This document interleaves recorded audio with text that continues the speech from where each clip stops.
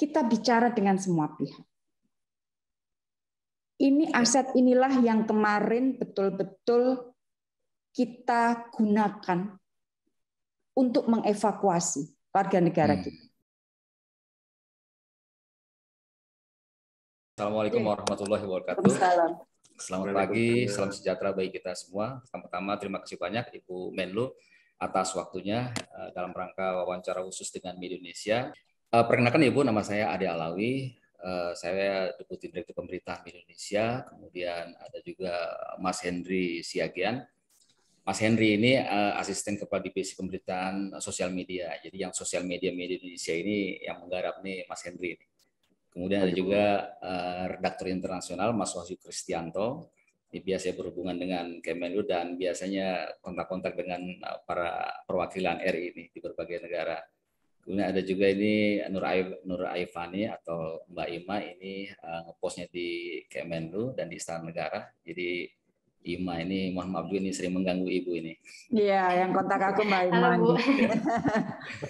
Baik Ibu, ini kita ingin bincang-bincang dengan Ibu seputar evakuasi WNI itu luar biasa Bu, apresiasi dari masyarakat. Dan bagaimana kita melihat Kemenlu ini juga menjadi leading sektor ya, kemudian juga bersama TNI AU menyelamatkan atau mengevakuasi 26 warga negara Indonesia secepatnya ke tanah air. Nah, perkembangan hari ini juga sangat memilukan sekali, ribuan orang juga masih terjebak di bandara di sana, baik yang kelaparan, baik yang meninggal juga terdesak-desak. Kemudian juga hari ini juga kemarin ada ultimatum dari Taliban, tidak ada lagi perpanjangan evakuasi. Nah, kita ingin tahu bagaimana Ibu memaknai keberhasilan evakuasi ini, Bu. Gimana kemudian mendapatkan respon positif dari masyarakat Indonesia?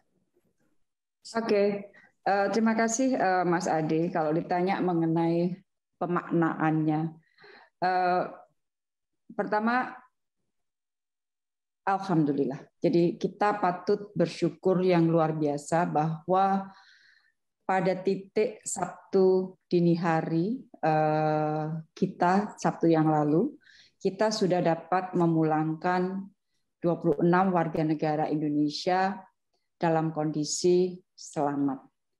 Nah, saya selalu mengatakan bahwa misi evakuasi dari Afghanistan ini adalah misi yang cukup rumit, memiliki resiko yang besar, harus dipersiapkan secara hati-hati dan logi. Maka teman-teman kan tidak pernah mendengar ada persiapannya, tiba-tiba saya baru nge-tweet pada saat pesawat sudah bisa lepas dari Kabul dan sudah mendarat di Islamabad, saya hanya men-tweet, alhamdulillah kita sudah dapat mengevakuasi warga negara kita. Kenapa kita harus lakukan secara hati-hati dan logi? Karena sekali lagi ini menyangkut keselamatan warga negara kita dan juga kita dari waktu ke waktu melihat situasi di lapangan yang sangat dinamis, sangat encer. Jadi itulah yang menyebabkan kita harus betul-betul hati-hati mempersiapkannya dan akhirnya bisa dievakuasi dengan selamat. Maknanya apa? Maknanya adalah bahwa negara hadir. Pelindungan WNI selalu menjadi salah satu prioritas dari politik luar negeri Indonesia. Setiap evakuasi memiliki karakter yang berbeda, tetapi sekali lagi ini adalah termasuk satu dari yang tersulit. Kita terakhir melakukan evakuasi itu dari Wuhan pada saat awal dari pandemi. Kita harus mengevakuasi ratusan warga negara Indonesia dari Tiongkok karena kasus virus. Ya.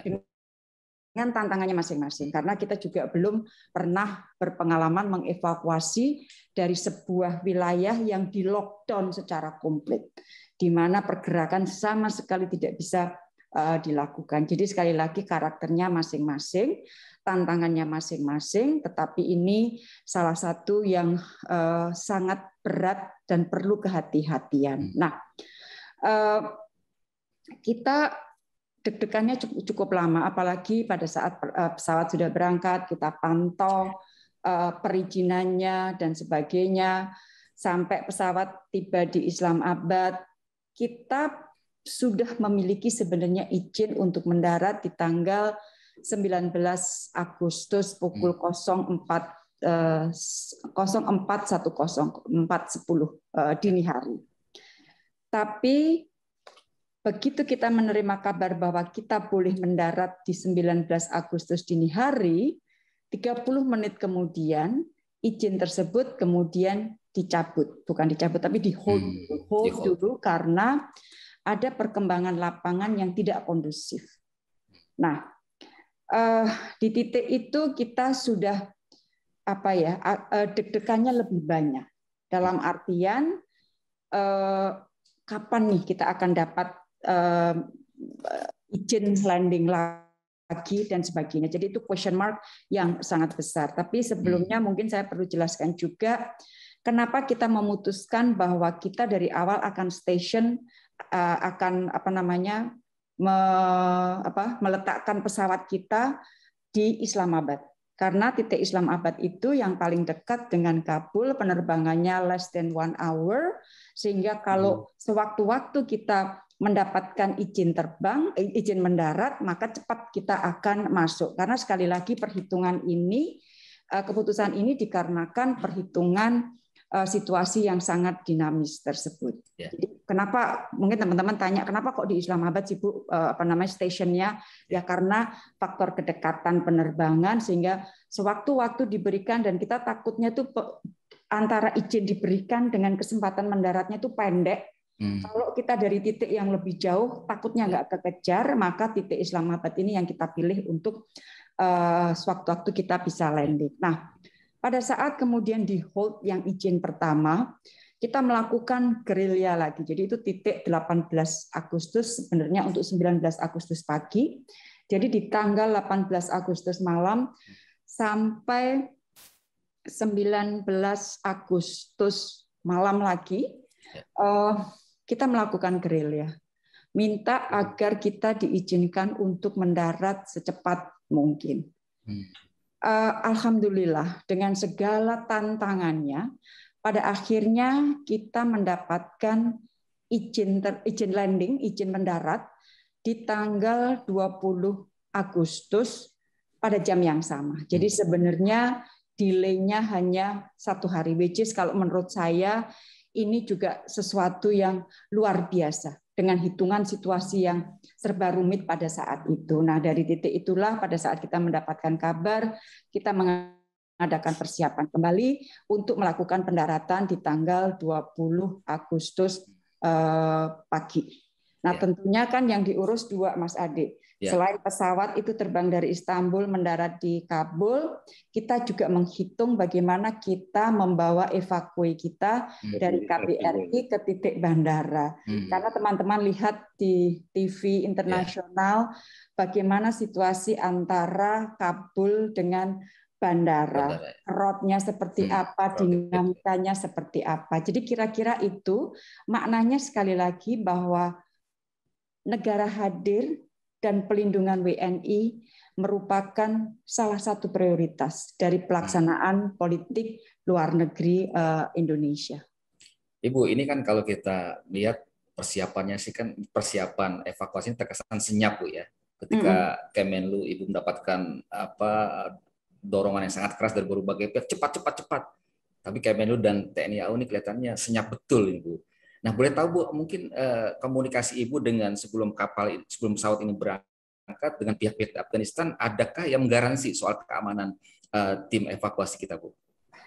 Jadi kita itu kan dalam melaksanaan pekerjaan seperti saat ini, seperti sekarang ini, komunikasi seluas mungkin memang perlu kita lakukan.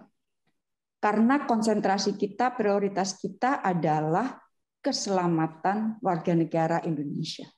Oleh karena itu kita menjalin komunikasi dengan semua pihak yang dapat katakanlah berkontribusi bagi keselamatan evakuasi warga negara kita. Karena saya yakin tanpa komunikasi dengan banyak pihak, baik yang ada di lapangan maupun melalui titik-titik kapital mereka, perintah kan biasanya dari capital ya. Maka tidak mungkin evakuasi ini dapat berjalan dengan baik. Boleh dijelaskan siapa saja Bu yang Ibu hubungi untuk komunikasi secara intens? Misalnya yang kita intens, saya berikan contoh untuk landing pesawat ya. Jadi sebagaimana teman-teman ketahui bahwa area bandara saat ini kan memang tidak diperkenankan pesawat sipil untuk mendarat. Makanya pada saat itu kita sempat berencana untuk menggunakan pesawat sipil, tapi karena kemudian ada perubahan kebijakan di lapangan, maka kita harus menggunakan pesawat militer. Pengelolaan bandaranya dilakukan oleh NATO dan negara-negara NATO terutama. Berarti kita harus komunikasi dengan NATO. Dan NATO itu kemudian kita lihat juga titik-titik yang ada di situ siapa saja. Kemudian kita tahu bahwa Turki ada di situ, Amerika tentunya, dan kita juga berkomunikasi dengan headquarters NATO yang ada di Brussel. Kita juga bicara dengan Belanda, dengan Norway untuk mereka mendorong agar siapapun yang sedang ada di lapangan di bandara itu dapat segera memberikan izin untuk landing dan izin karena ada satu peristiwa di mana dan ini dialami oleh semua upaya evakuasi di gate kita sudah sampai bandara itu belum tentu kita bisa masuk ke apron, bisa masuk ke pesawat karena ada pintu NATO yang belum tentu bisa dibuka dan sebagainya. Jadi memang betul-betul dari menit ke menit selama beberapa hari itu saya selalu pegang handphone untuk terus pantau. Misalnya, kita kecegat di sini. Pada saat kita kecegat di sini, Bu, berarti mana yang harus saya tembusin untuk supaya hambatan ini bisa dilepas. Jadi teman-teman bisa bayangkan selain koordinasi di lapangan, kita juga coba koordinasi di titik-titik capital para pembuat kebijakan agar dapat memerintahkan lapangan, memberikan kemudahan bagi upaya evakuasi kita. Ibu, kalau di bandara kan jelas Bu ya, NATO Bu ya. Kalau di luar bandara kan berarti kan dengan Taliban ya. Apakah pemerintah Indonesia juga komunikasi dengan Taliban Bu? Karena kan praktis di lapangan di luar ini kan betul-betul dikuasai oleh Taliban. Betul. Jadi kan kita berkomunikasi dengan Taliban sebenarnya bukan baru-baru ini kan. Dari sejak 2018 kalau tidak salah, kita sudah melakukan komunikasi dengan Taliban di dalam konteks peace process. Jadi Indonesia termasuk negara yang mensupport berlangsungnya atau mendorong berlangsungnya peace talk antara Afghanistan, intra-Afghan peace process yang kita selalu bilang Afghan-owned, Afghan-led, bersifat inklusif. Jadi komunikasi kita terus kita lakukan karena kita memang mendorong antara Taliban dengan pemerintah Afghanistan pada saat itu dapat duduk, dapat bicara. Dan kita juga tentunya berkontribusi. Jadi kita memilih 2 building blocks di dalam upaya mendorong agar peace process itu bisa jalan. Pertama di building blocks atau di kotak katakanlah di kotak yang berkaitan dengan ulama. Kita pernah menjadi tuan rumah trilateral ulama meeting antara Afghanistan, Indonesia sama Pakistan. Itu juga dalam konteks memberikan dorongan agar peace process itu jalan, terutama dalam konteks penghentian tindakan-tindakan kekerasan. Nah, building block yang kedua adalah mengenai pemberdayaan perempuan. Karena ini menjadi isu yang juga sangat penting dan Indonesia memang sangat aktif dalam konteks PBB, aktif berkontribusi untuk isu women, peace and security. Jadi kita memberikan pelatihan-pelatihan kepada para perempuan Afghanistan di berbagai macam hal. Jadi sekali lagi di saat titik genting seperti ini kita harus berkomunikasi memang kepada Taliban. Dan sekali lagi saya tekankan, bukan di titik ini kita baru. Kalau baru mungkin malah kita akan kaget, mereka kaget. Tetapi kita memang berkomunikasi dengan Taliban dalam konteks mendorong agar isu Afghanistan ini dapat diselesaikan secara politik, secara inklusif, Afghan owned, Afghan led. Oke, baik teman-teman silakan. Izin Bu, terkait dengan perdamaian. Proses perdamaian di Afghanistan, ketika Taliban menang, apa yang terjadi? Apakah proses perdamaian itu kan kemarin disebut proses perdamaian karena Taliban mau sebagai pihak yang tersingkirkan itu mau untuk menjalani proses perdamaian. Nah, sekarang Taliban menjadi penguasa, bagaimana proses perdamaiannya? Itu yang pertama. Terus yang kedua, terkait proses perdamaian juga kan mantan Wapres Yusuf Kala, Hamid Awaludin itu cukup aktif dalam proses perdamaian di Afghanistan juga. Nah, apakah proses yang dijalani oleh Yusuf Kala dan teman-temannya itu adalah bagian yang paralel dengan langkah yang dilakukan pemerintah, ataukah mereka semacam spesial seperti apa, Bu? Ya. Oke. Yang satu mengenai masalah proses perdamaian. Jadi memang situasi sudah berubah. Tetapi kalau ditanya mengenai apakah Indonesia dan negara-negara dunia masih terus berupaya, masih terus mendorong agar yang dinamakan proses politik yang inklusif itu masih dapat berjalan, walaupun katakanlah situasinya sudah berubah, maka jawabannya adalah iya. Dan kalau teman-teman ingat, salah satu statement dari Taliban juga mengatakan akan berusaha untuk membentuk pemerintahan yang inklusif. Pertanyaannya memang seinklusif apa? Jadi memang negara-negara dunia termasuk Indonesia, sekali lagi kita tetap ingin mendorong sekecil apapun chance-nya, kesempatannya, peluangnya, tetapi penting bagi negara dunia, terutama negara-negara di sekitar Afghanistan, untuk terus mendorong terjadinya proses politik yang inklusif, yang Afghan owned dan Afghan led. Kenapa?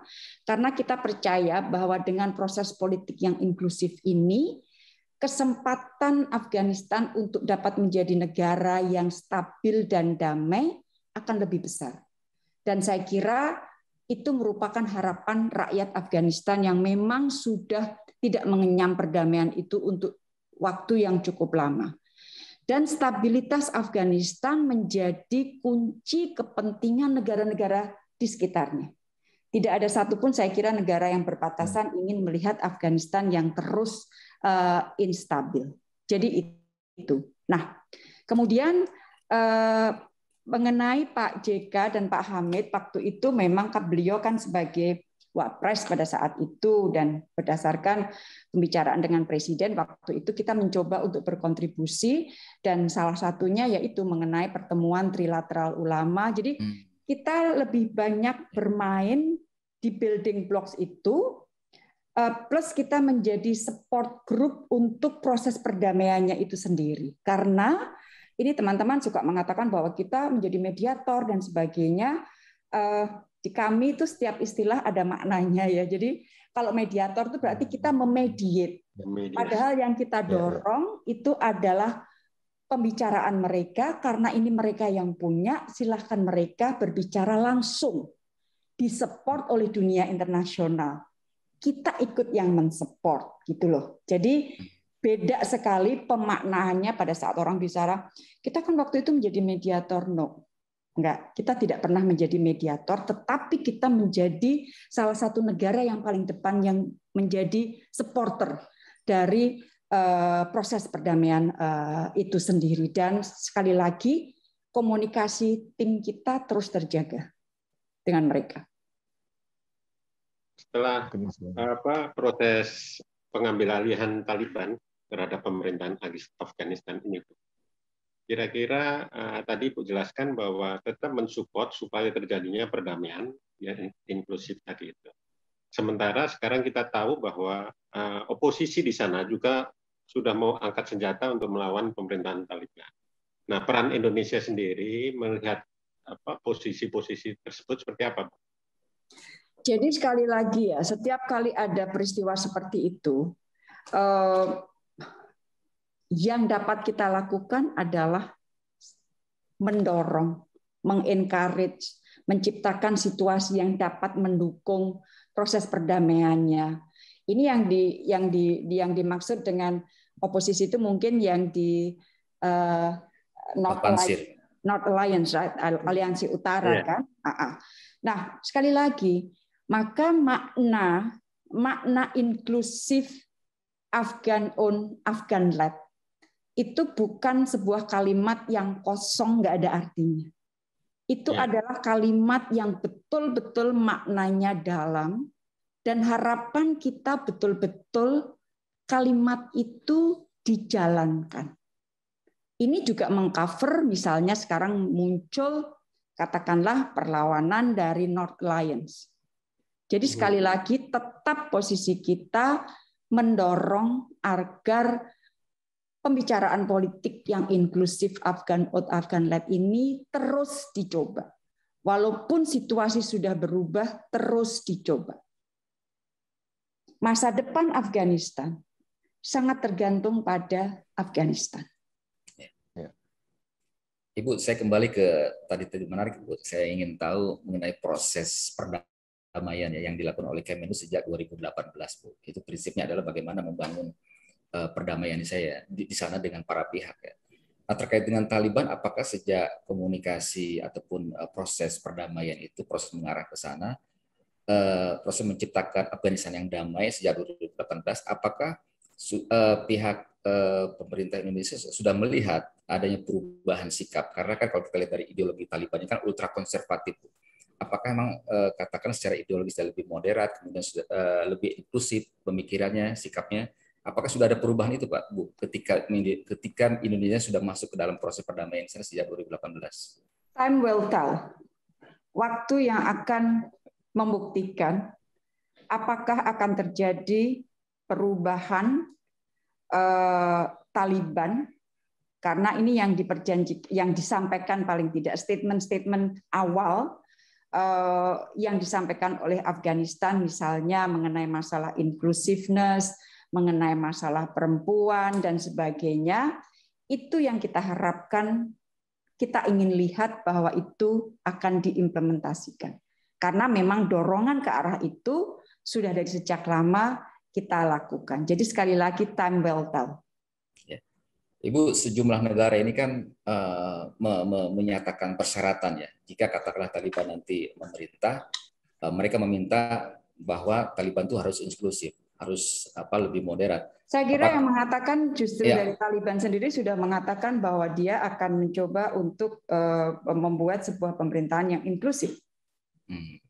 Ya, apakah maksud saya dalam prinsip-prinsip hubungan diplomatik Indonesia dengan sejumlah negara, biasanya apakah memang ada persyaratan khusus yang disampaikan atau memang kita punya sikap politik tertentu, Bu? Sebenarnya lebih banyak kepada harapan ya pada saat dunia, dan ini sebenarnya kan sudah posisi-posisi dari sejak awal dalam konteks proses perdamaian di awal sendiri, ya kan? Kenapa ada proses perdamaian? Karena kita ingin mendorong, dunia ingin mendorong bahwa masa depan Afghanistan, pemerintahan Afghanistan ke depan adalah pemerintahan yang inklusif. Ya kan? Sebenarnya ini bukan untuk kebaikan siapa-siapa. Ini adalah untuk kebaikan Afghanistan. Kemudian ada yang mengenai kalimat yang mengatakan bahwa kita mengharapkan kiranya Afghanistan tidak dijadikan tempat untuk grooming atau safe haven bagi tindakan-tindakan yang ideologi ekstremisme, radikalisme atau bahkan terorisme. Saya kira itu juga merupakan hal yang ingin dilihat terutama dari negara-negara yang berdekatan dengan mereka, dan saya kira semua negara juga sepakat mengenai hal tersebut. Jadi saya kira sekali lagi saya ingin agar kita di titik ini lebih baik kita mengobserv dulu. Situasi masih sangat cair, lebih baik kita mengobserv, dan keuntungan kita, aset diplomasi kita adalah karena apa? Kita bicara dengan semua pihak. Ini aset inilah yang kemarin betul-betul kita gunakan untuk mengevakuasi warga negara kita. Karena kita bicara dengan semua pihak. Dan aset ini akan terus kita gunakan. Tetapi sekali lagi di titik ini masih terlalu dini untuk mengatakan A, B, C, D. Semua akan tergantung pada situasi di lapangan nanti. Baik Ibu, terima kasih atas waktunya. Mungkin terakhir apa harapan Ibu dengan kondisi geopolitik Afghanistan dan sebagainya, bagaimana dunia ini ke depannya ini, Bu? Mungkin ada harapan Ibu? Ya, ke depannya tentunya kita ingin melihat Afghanistan yang damai. Tadi saya sudah sebutkan sebenarnya. Kita ingin melihat Afghanistan yang damai. Kita ingin melihat Afghanistan yang stabil. Karena rakyat Afghanistan sudah terlalu lama mereka tidak menikmati perdamaian, hidup tenang seperti apa. Di titik itu, apabila stabilitas, keamanan Afghanistan terjaga, maka juga sudah mulai harus dipikirkan mengenai masalah kesejahteraan rakyat Afghanistan. Karena apa? Sebenarnya Afghanistan adalah negara yang kaya dengan sumber daya alam. Sumber daya alam ini tidak bisa dimanfaatkan, tidak bisa dijadikan uang untuk kesejahteraan karena mereka terus dalam situasi yang tidak stabil. Jadi sekali lagi, stabilitas dan keamanan ini menjadi kunci bagi Afghanistan kalau kita ingin melihat negara Afghanistan, rakyat Afghanistan yang dapat mengenyam kesejahteraan. Jadi sekali lagi harapan kita Afghanistan yang aman, damai, stabil, dan dari sejak awal, dari sejak titik sebenarnya di titik 2017 sebelum kita memang betul-betul engage menjadi supporter countries untuk proses perdamaian, kita sudah mengatakan dan berkomitmen anything that Indonesia can do, we will do untuk perdamaian. Karena footprint kita untuk isu perdamaian, untuk menjadi bridge builder, untuk mendekatkan perbedaan, itu kan sudah cukup dikenal. Jadi kita akan mencoba memainkan peran apapun yang diperlukan oleh Afghanistan untuk menjadikan Afghanistan damai dan stabil, dengan senang hati kita akan mainkan. Intinya itu. Baik. Kira-kira KBRI kita kapan akan dikembalikan, Bu, dari Islamabad ke? Kita masih sedang terus melakukan observasi. Memang teman-teman biasanya selalu bertanya kapan nih, padahal hitungannya kan tidak dengan serta-merta dikatakan ini 1 + 1 2, sekarang 2. Nggak bisa eksak, Bu, ya, cair ya. Situasinya, jadi teman-teman harus berpikir dengan melihat situasi seperti itu, dan kita pastinya akan sangat berhitung dengan cermat. Karena sekali lagi di titik ini belum ada niatan kita untuk menutup misi kita di Kabul. Ibu, terakhir Bu, apakah OKI atau G7 sudah siap untuk membahas soal Afghanistan, Bu? OKI kalau tidak salah kemarin sudah ada pertemuan pada tingkat WATAP di Jeddah mengenai masalah Afghanistan ini. Harapannya sebenarnya sama. Baik OKI maupun negara-negara dunia, elemen-elemen tadi yang saya sampaikan ingin melihat stabil dan damai, inklusif dan sebagainya, itu elemennya semuanya ada di sana. Dan sekali lagi kita terus melakukan observasi dan mudah-mudahan hal ini dapat terwujud. Oke, baik Ibu. Terima kasih banyak atas waktunya Ibu. Semuanya. Salam sehat Bu, sukses selalu. Terima kasih. Sampai ketemu lagi Bu. Ibu.